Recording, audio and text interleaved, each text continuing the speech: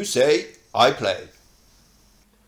Nick speaking, and welcome to this video. Right, another You Say I Play video, and this one I'm doing the first list review for the list that I've been sent in.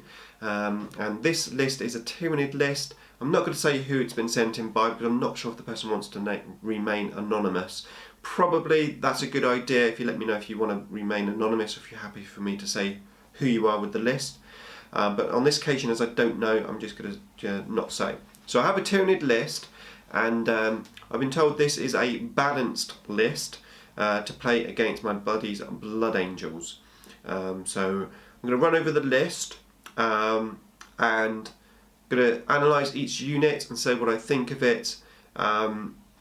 It's quite interesting because I can look at the list, and the list builder in me can see the flaws as such, and of course there will be flaws because it's a balanced list, it's not a competitive list, but I thought it'd be interesting for me to go over the list and we can almost like have a chat about it, and hopefully someone who's watching this who's maybe just starting Tyranids is going to learn something from it as well. So that's the idea.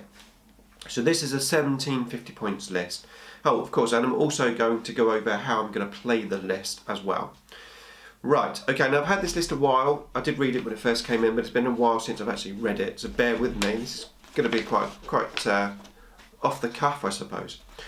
So 1750 points, Tyranid list, and for the HQ we have a Hive Tyrant. Now this Hive Tyrant does have wings, which is good, but it just has scything talons. So it doesn't have the twin link devourers, which I know is obviously the most competitive build, so as it's a balanced list I can understand why he hasn't put those on there. The key thing I think for this guy is going to be what psychic powers he gets, because if he gets Warp Blast, for example, he could be still quite a big force to be reckoned with, but to do any damage at all apart from psychic powers and flying over someone and doing the one attack, then he's basically got to be on the ground to do any damage. So I certainly wouldn't recommend you take him in this way. Stick those twin linked devourers on him for sure, but it's going to be interesting playing him. The next HQ is a Tervigon, and there's no way I should be taking Tervigon as a HQ. If you're going to take a Tervigon, it's a great choice, but you should be taking it as troops 100%. So you know, unless you're playing in list, which is just Tervigon spam, you're filling all the troops up with Tervigons, then really there's no need to take a Tervigon in HQ slot.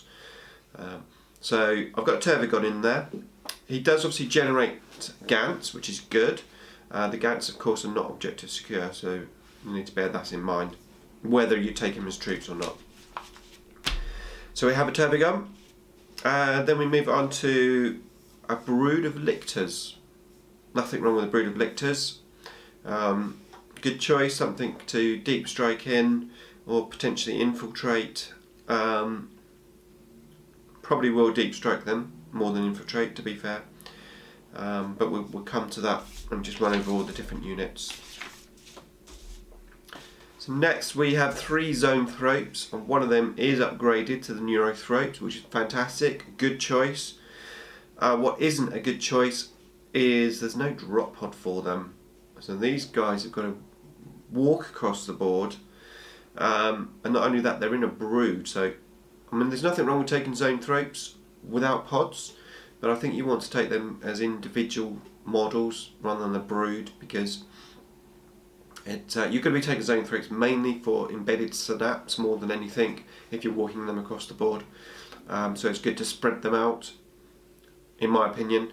But 3 Zoanthropes with the Neurothropes in a pod, fantastic, but I have no pod for that unit, so not sure about that one. Then we have some troops. So we have to start off with a unit of Rippers, 9 Ripper Swarms. It's actually quite a sound, cheap unit of Rippers. I use Rippers in my Nidzilla list. Not a bad choice really, to be fair. Definitely not the most competitive choice, of course, but we can work with those. Then we have 3 units of 10 termagants, all which is a standard flesh borer. Nice and cheap. Nice and cheap. Troop choices. That's a mouthful. Nice and cheap troop choices. I've got 30 there. So I suppose ideally I would like to have had 1 brood of 30 and had the Tervigon as troops. But you know, this is not the idea of this list is to challenge me. So you know, I'm happy with it. But like I said, you know, hopefully people are learning from this. Then we have a group of warriors. Again, not a bad troops choice. 3 warriors. Now these warriors I've paid for, apparently, lash whips and bone swords, and 1 venom cannon on there as well. So yeah, that's the warriors. I never take lash whips and bone swords with my warriors. I always just take the standard guns and then a stranglethorn cannon. Venom cannon, in my opinion, is a bad choice. You want a stranglethorn cannon. Yeah, it's not as powerful, not as strong, but it's a large blast. It's pinning. Pinning for Tyranids is good. Remember, a pinned unit cannot overwatch. So if you're assaulting in with Gene Stealers or Gants or something, no overwatch for your enemy. Fantastic. Pinning, brilliant for Nids. Okay, then we have 10 Gargoyles. Nothing wrong with Gargoyles. 10 will go down quite quickly, but it will give me some mobile cover. And then we have 3 Shrike. Shrike, we all know it aren't great. Even worse with this brood of Shrike, because I'm going to be paying for lash whip and bone swords. I think if you're going to take Shrike, they've got to be cheap, because they will be instant death very easily. 5+ save, toughness 4. So a lot of points in that 1 unit of Shrike. So that's going to be a tough unit to use and get the points back. Lastly, we have a brood of Carnifexes. 1 brood of 3. I'm going to have to use my old one-eye model with the 2 Carnifexes to make this unit up. That will be fine. And this brood have scything talons and 3 heavy venom cannons, which I can understand the choice of that, because they've obviously got 36 inch and they are strength 9, which is arguably pretty decent for this list. It sort of actually makes sense, I suppose.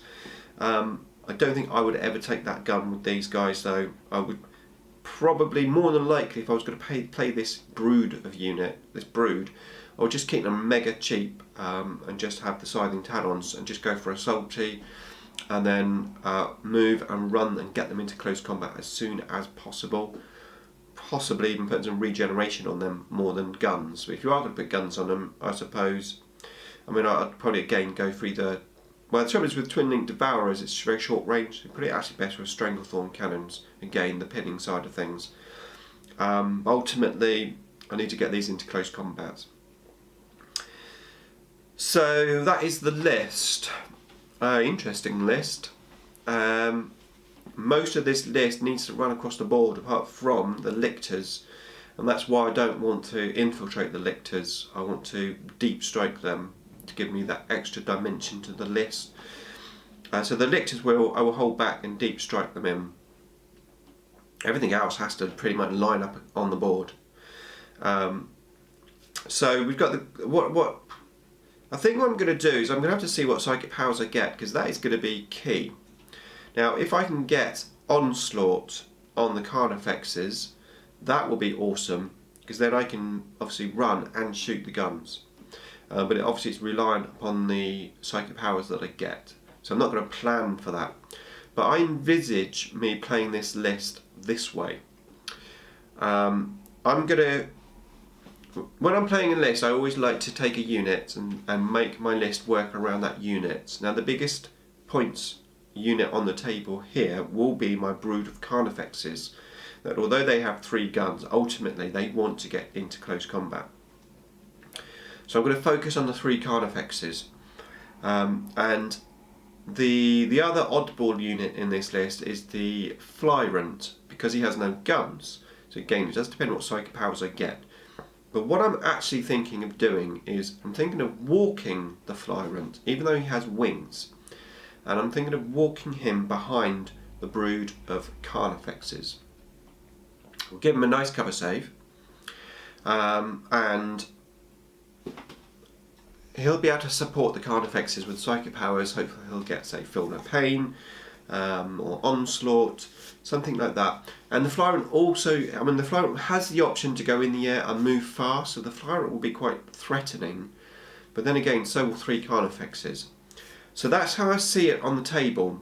The brood of Carnifexes, the Flyrant behind. In front of that unit, I will have the Gargoyles. The Gargoyles will offer some cover saves to the Carnifex brood for at least 1 turn until the Gargoyles die. So that's how I envisage that little blob. The warriors, 3 warriors, I know they've got Lash, Whip and Bone Swords, but ultimately I'll probably just camp them on objective, along with some Gants, just to give me some support with the Tervigon. So I think all the other units are really, to be fair, they're pretty supportive units. I'm basically just going to have to run this whole army up as a blob, really. Central position will be the Carnifexes with the Flyrant and the Gargoyles in front. I'll probably flank the Shrike to one side, just as a little distraction, and then the Rippers and the Termagants will just charge forward with the warriors. Sort of, I say charge forward, they'll be charging forward but keeping an eye on the objectives, along with the Tervigon, who will hopefully camp on an objective and just generate some Gants, some free Gants. The Lictors will be total distraction units, and then the Zone Throats will help offer synapse and potentially give some psychic support, and just go forward as quickly as they can and gain. Like I said, it's going to be a bit of a blob. It's a blob army, so it's going to be very, very interesting. Now, my buddy lately has been playing a lot of mech lists, so again, that is going to be interesting. I usually deal with mech lists by using 2 Flyrants, moving fast, getting side armour with their Twin Link Devourers. They can take mech out very, very easily. Haven't got that in this list. Got a couple of heavy venom cannons, which probably will scatter and miss anyway. Warp charges from the Zone Throats, but I've got to get them in close. So it's going to be very interesting. I am looking forward to playing this. I'm 100% now convinced that this is going to be a real fun series. I really hope that you are going to enjoy it as much as I am. Looking forward to the challenge. Watch out for the battle report coming soon. And of course, if you want me to play with your list, you say I play, just email me, IDICBeer@gmail.com. Email me your list. This is 1750 points. Ideally, I'd like 2k lists. That's generally the points level that me and my buddy play at. Or just send me a private message on Google+. Either way, go and check out the first video about this. It's got all the information, tells you all the units that I've got to work with. Okay, that's it from me. Thanks for watching, and as I said, look out for the battle report.